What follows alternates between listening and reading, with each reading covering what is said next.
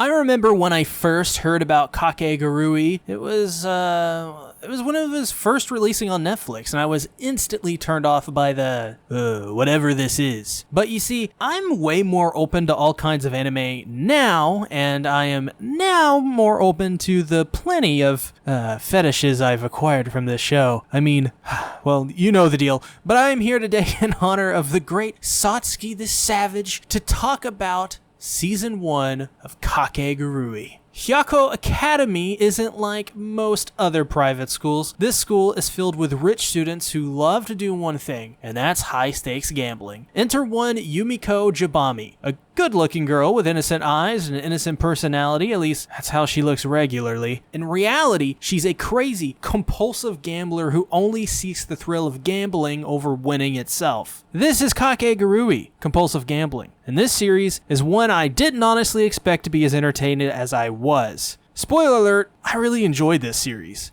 And I think the main reason for this is I've never seen a show quite like this one. I've never seen Kaiji, and the only real gambling anime I've seen is pretty much the gamble that it was to watch King's Game. Because that's a risk even Yumiko wouldn't take. But that's the thing. The show is different, and I'm sure there are better gambling anime or anime at least like it out there, but Kakegurui has something extremely important with anime like this one. It's fun. You just don't get too many anime where they throw caution to the wind like this show does to create an enjoyable and unique experience. One of the most memorable moments is when Yumiko gambles with Midari. Midari is crazy.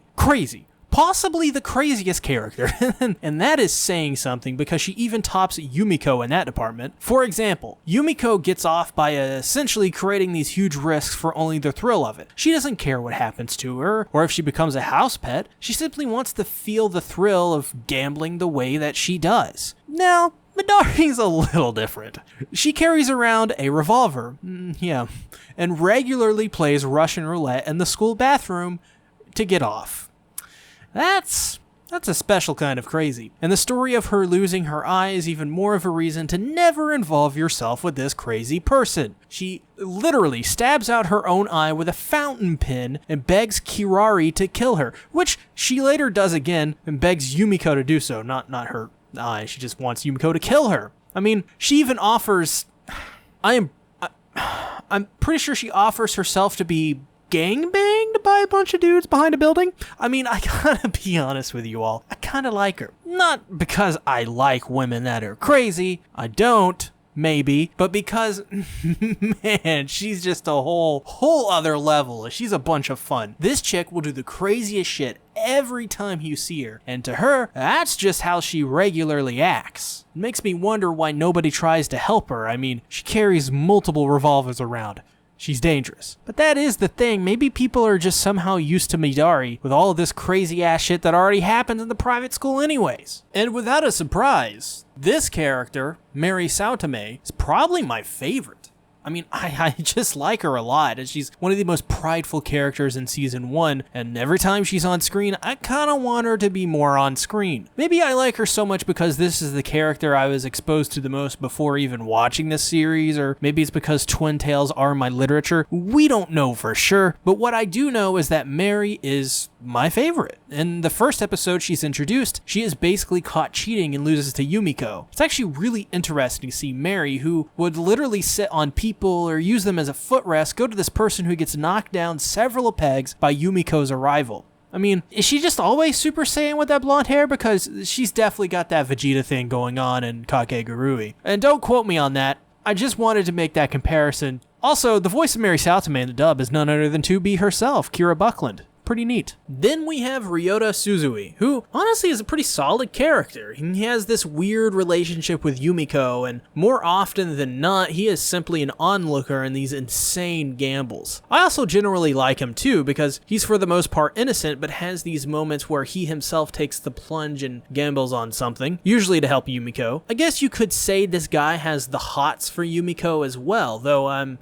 not too sure. Like I said, the relationship is an odd one, but I like him. He's more dynamic than what you'd usually see from these kinds of characters. He does kind of make a difference. Kirari Momobami is up, and she's a one hell of a looking character. I love the contrast between Yumiko's design, where Yumiko has black flowing hair, Kirari has snowy hair that's done in braids. As well, her ice-cold blue eyes and lips complete her look and round out her character so well. She's really the final boss for this anime, as she's the president of the student council, and the reason the school is really like it is. And being the antagonist, she is the one who battles Yumiko on multiple occasions in some of the best gambles in the series. Plus, another classic VA, and Michelle Ruff handles her voice in the dub, and it's just perfect. We'll talk more about the dub in the video later. And before we get to Yumiko, I want to mention Yumemi Yumemite, head of public relations and part-time idol. She has one of the coolest character progressions in the show. The reason she is an idol to begin with is because she wants to be an actress. And her idea is to transition from idol to actor, as she believes that would be the easy choice. So she generally is full of herself and looks down on her fans. But after losing a gamble to Yumiko, the truth comes out, and it's revealed to her fans she is simply using them and her status as an idol to eventually transition into being an actress. But something crazy happens, and they still accept Yumemi for who she is and even supports her in her goal. In a way, Yumiko changes we saw it with Ryota and Mary, but with Yumemi, the results were very fascinating. Plus, Yumiko and Yumemi randomly just become an idol group at times? Yeah, Kakegurui is weird, and this is probably more on the tame side, but whatever, kinda cool. But we gotta talk about her, Yumiko Jabami, the girl who simply wants to get her gambling freak on. And if they haven't put that on a t-shirt with her orgasming, then what the hell are they doing? And if you want big boobied anime girls who are crazy as fuck, make twisted orgasm-y faces and probably can't feel pain, then Yumiko is your girl. She will gamble with these insane high risks just to experience the rush and pleasure that gambling brings. She brings out the twisted desires that people have when gambling, the feeling of helplessness when losing, the absolute rush from winning. Except Yumiko is different from her contemporaries. Yumiko doesn't gamble to win, doesn't gamble to lose either. This makes her volatile and extremely dangerous, since she doesn't play by ordinary rules or expectations. She isn't shackled to her limits. She has no limits. Yumiko even loses pretty early on and becomes a mittens, and she basically did that because she just kind of wanted to. Nobody is a match for Yumiko besides Kirari, so when they finally do gamble, oh god, it's the greatest feeling of accomplishment that you finally got to that moment. Plus the way the show is laid out, even though Yumiko, who even in loss has some sort of upper hand, she just never feels bored or played out because of that. This is because Yumiko is such an entertaining character that seeing her gamble is the treat, and win or lose, it never gets old because ideally, you're never supposed to get tired of Yumiko. Kakegurui, from a character standpoint, doesn't really have a single crazy character. They're pretty much all crazy on some level. The only ones I'd say that aren't are Mary and Ryota, but then again, they all have their moments. But what makes Kakegurui's characters and their interactions so fantastic is that a lot of these characters are, in a way, one-upping each other in craziness. Midari loading 6 bullets into a chamber for a game of Russian roulette is a great example of that, but somehow, someway, there is another crazy person to come along and make you question just how far Kakegurui can go with creating new and interesting characters. And I think a lot of that has to do with the setting and school itself. Because of the way the school is set up by Kirari, it changes people. Gambling of all kinds happens at this school, and it gets to the point where there are life plans for people who become house pets. And you don't want to end up as one of those, because as a house pet, anyone can do anything to you, and I mean anything. The competitive and cutthroat setting creates a dog-eat-dog environment where the one who plays the smartest, cheats the best, and undercuts the competition the most will prosper the most, and those who play fairly, do things the right way, and those which take it lightly are guaranteed to fail. Because of that, Kakegurui's setting is one of high interest for me. You can see how it changes those around them. You can see it in Ryota, Mary, and even Yumiko. In a place like this, Yumiko truly thrives and becomes in many ways inhuman. Her desires to drown in the pleasure of gambling is brought to the forefront, and she loves every second of it. In many ways, Yumiko is a druggie who just won the lottery. But that's just season 1 of Kakegurui. Surprise! I also watched season 2, and now we'll begin this portion of the discussion where I talk about my thoughts on season 2.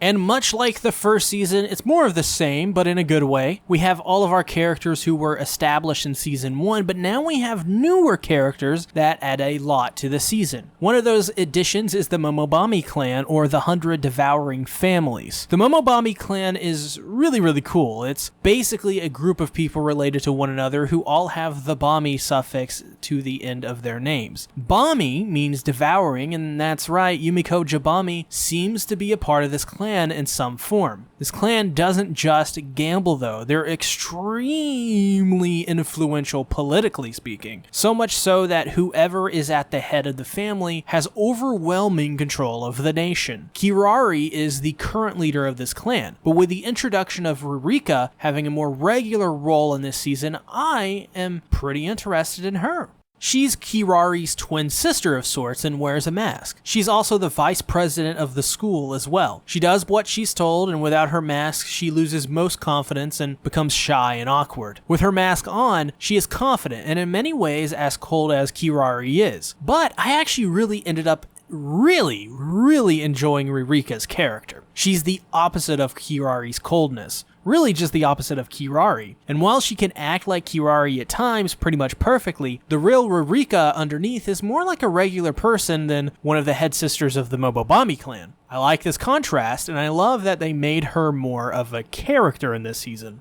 Then we have Rei Batsubami, which I found interesting because after watching this season, I came to find out that she isn't even in the manga. In other words, she's an anime original character. But I ended up enjoying her character and her arc. In this anime, she was originally banished from the Momobami clan, and by the end, she is reaccepted into the clan. Her appearance is also interesting too. She is more androgynous looking, and by the end, it's revealed that she's a female. Rei is a character I initially didn't care much for, but by the end of the series I actually really liked her quite a bit. Her gamble was really just fantastic, and I liked her so much that I hoped that she even gets added to the manga eventually. That would be pretty cool. But my favorite character arc of the season is by far Sayaka Igarashi. Her gamble in this season, it had it all. Essentially, Sayaka gambles against Yumiko, and the bet is if Sayaka loses, she will become nothing to Kirari and will be forced to jump from the tower. If Yumiko loses, she can never gamble again and will also have to jump from the tower. The tower itself is interesting. To open each door or hatch, you must solve a problem, but not each hatch or door leads to the top of the tower, which is the goal of the gamble. The first to the top wins, and Sayaka, well, she loses, but not by much. Yumiko quickly figures out that with each rotation, there is a center door that, when opened, sometimes will be a brick wall, but if timed right, will reveal a staircase leading to the top of the tower. Sayaka loses and is forced to jump off said tower. She does so, but when she jumps, Kirari quickly jumps with her and they both fall. Not to their demise though, because at the bottom, Kirari installed crash pads, and thus they did not get hurt or injured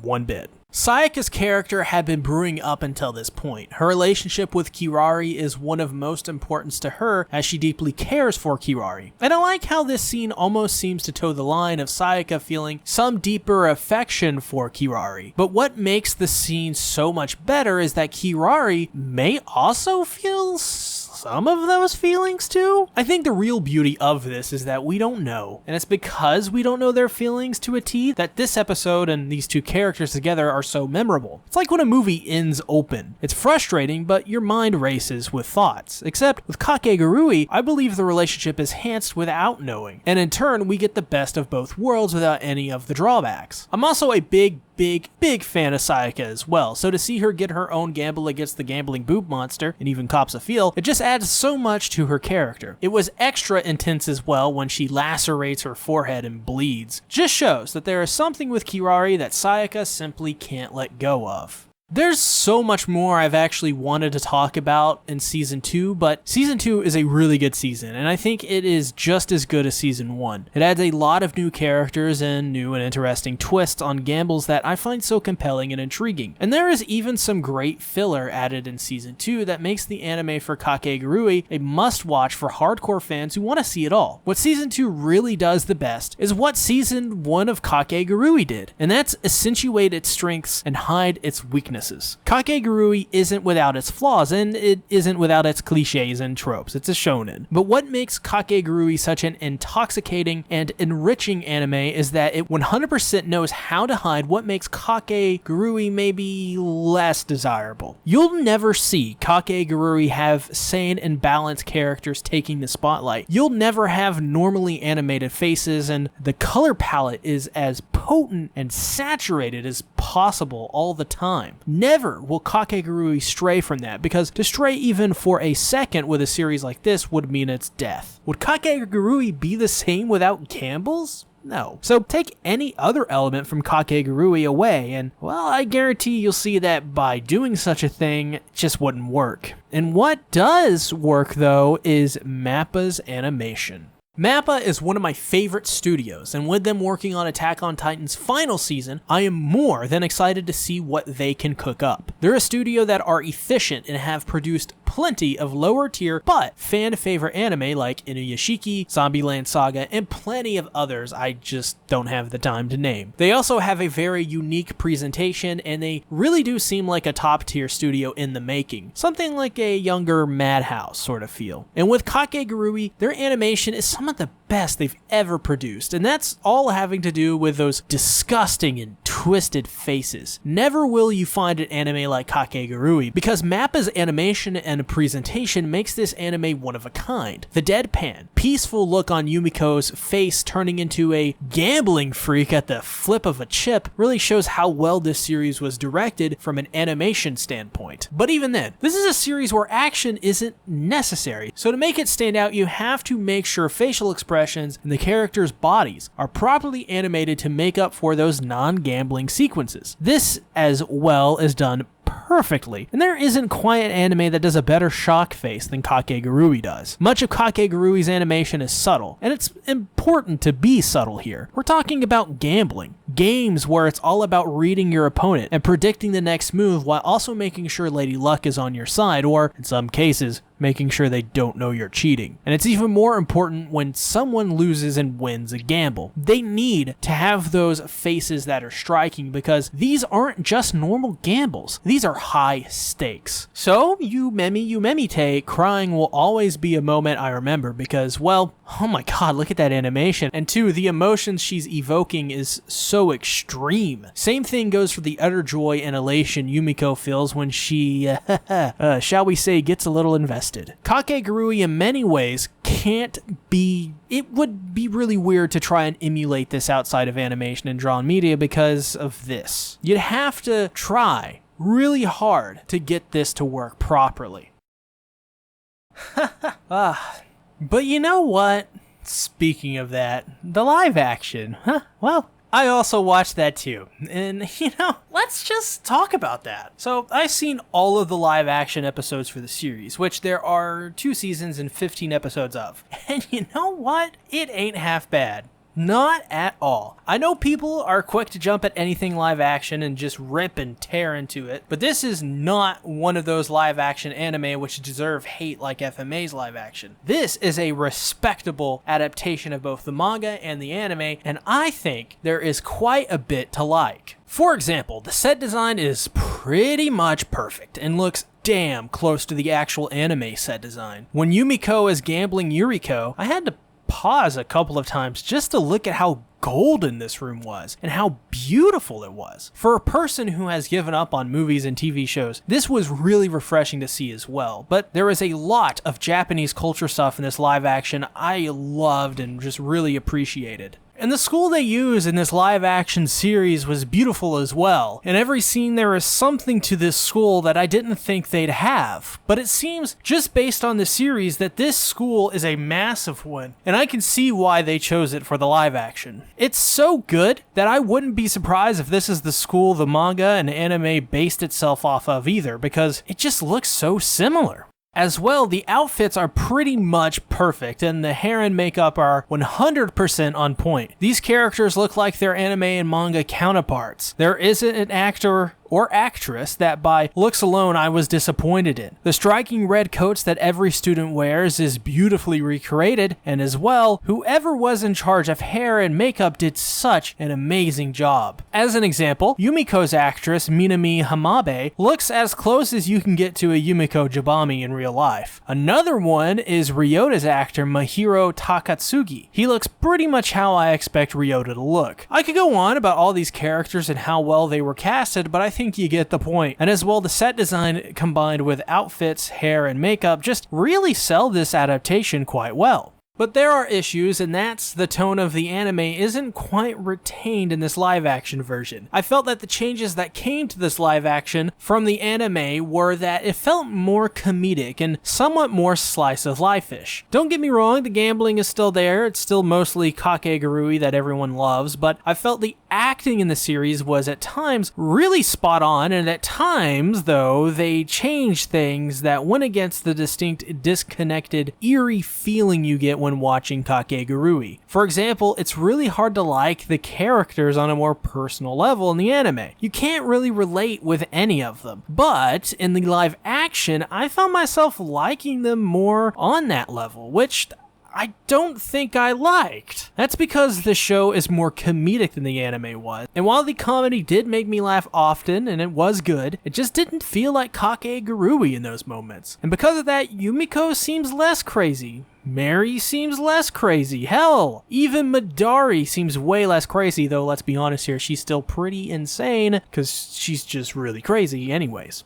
And I'm sorry, but the series is so unique because they are all compulsive gamblers who go way too far. And to not have that as much as the anime or manga versions do, it is kind of weird. So this show's answer to that is to make them yell a lot over emote, and it just doesn't work for this. Sometimes that works, most of the times though it doesn't. I'd rather have them tone it down, because with live action, we're in reality, and in reality, nobody acts like that. You don't need Ryota yelling directly into the camera, breaking the fourth wall to tell us this is crazy. Instead, let us focus on the gambling aspect like the show did more, expand upon it. Cut out those annoying glowing eyes, and not have them yell until later at the end of the game or something. Yumiko's actress is a perfect example of how I wanted these other characters to act like. Minami Hamabe's role as Yumiko wasn't just her screaming and yelling. While she did do that at times, she built up to those moments. Instead, she used those face contortions and ugly faces really well. And don't get me confused, I'm just simply suggesting that instead of lifting the source, and it's hard to suspend my disbelief when characters are acknowledging the audience. So I'm just suggesting that maybe not do that and make sure this is more realistic would go a long way. But really, that's my only complaint for the Kakegurui live action. It's not bad, really. It's actually good, and if you're curious, give it a shot. The set design, cast, and gambles are pretty much one-to-one and perfect if you're looking to experience the series, but in a different way. Though I will say I am no regular watcher of live action anyway, so my criticisms of the live action may in fact be wrong, or simply misinformed, or misguided. Either way, that is what I felt about the live action. Though I wonder how both the anime and live action compare to the source, the manga. And well, aren't I lucky? I also read all of the manga for this video, so let's go ahead and talk about the manga, though I will not be using manga panels to discuss it, as YouTube will give me so many strikes. And what can I say? The manga for Kakegurui is pretty damn good. In fact, well, I may like it more in some ways than the anime series. But what I typically find is the faces are not as orgasmy as in the anime. And I'm not sure how to feel about that because I love the ugliness of them and they really help the anime stand out beyond just being a solid gambling series. But that being said, they're still ugly and orgasmy. It's like a 9 out of 10 compared to the anime's 10 or in some cases 11 out of 10 facials, if that makes sense. But the manga beyond that is quite good actually. And the one thing I was impressed by the most is how the manga flows from chapter to chapter. Some of these chapters are 40 plus pages, but they just feel like 10. I found myself just binging chapters because I wasn't paying attention and I got so immersed. Lost a lot of time with this manga. Though interestingly enough, the anime changes around events from the manga version, so there are some arcs and gambles which happen earlier in the anime than the manga and vice versa. This to me was an interesting revelation as both flow pretty well, which makes the interchangeability of these stories quite fascinating. While I haven't spent as much time with the manga as I want to, I do want to read much more of it. What I have read though is incredibly immersive, and in many ways it's much faster paced than the anime or live action counterparts. Though I must admit, the art in the manga is really impressive, and if you're into shonen with really good art styles in this, maybe a manga you'd want to check out. Coupled with the really good pacing of the manga, this to me is it's an easy recommendation. But yeah, there actually isn't much I can say right now, as a lot of the manga has been covered in both the anime and live action adaptations. I've already really talked about a lot of it, I guess. I've talked a lot about the story, but there are extra side manga that I do want to get into and read. So if you guys want to follow up to the manga, then be sure to drop a like and let me know in the comments that you'd want something like that. Could be something. In closing, Kakegurui is a show I got into just because a close friend of mine, Satsuki the Savage, call him Satsuki the Sexy actually, simply was talking about it. Before that, I watched the first episode for the live action and anime about a year or so prior and wasn't really impressed, but after really sitting down and digging into what Kakegurui had to offer, I came away excited at the prospect of a season 3. But as well, more of the live action, more of the manga. I really hope they don't give up on that live action. Seriously, I think there hasn't been a bad version of Kakegurui, and you can't really go wrong by getting into any of them. Yeah, people will crap on the live action, but I would bet money that those same kinds of people probably treat it like, how people wrongly treat CGI. If it ain't 2D, it doesn't exist, and it can't be good because it's not anime. But the reality of it is that Kakegurui's live action deserves a space and room for it to breathe. It's not perfect. Nothing's perfect. Kakegurui isn't perfect, but it's fairly close to getting to the magic of the manga and the anime. As for the anime itself, I loved it. The animation was superb, and it's another series that I absolutely will be following, which is something I struggled with while writing this video. Do I really want to continue it? Am I just watching this because I made this video as a birthday gift to a friend? Well, I think I finally have my answer. Kakegurui is a fantastic anime, and while it's not perfect, I think I'll continue to follow it. So I 100% give a recommendation to pretty much everything Kakegurui related I talk about in this video. But before the outro music hits, I want to try and describe Kakegurui. And I thought about this, and really it's a bad way to describe it. The best way to describe Kakegurui is, the show is very orgasmy. Yeah, orgasmy. So with that being said, oh my god, this is a long ass video. Give this video a like, subscribe, and ring the bell. I work so hard on this. As well, know that I have a Patreon, $1 tier and above. You get access to so much stuff. As well, I have a Teespring. Go buy my merch. If you buy the King of Anime podcast t-shirt, we all get a cut. Every one of the members gets some money out of it. And as well, buy my Mr. Kitty t-shirt. Isn't he cute? He's pretty cute. I'll see you guys later. Bye-bye.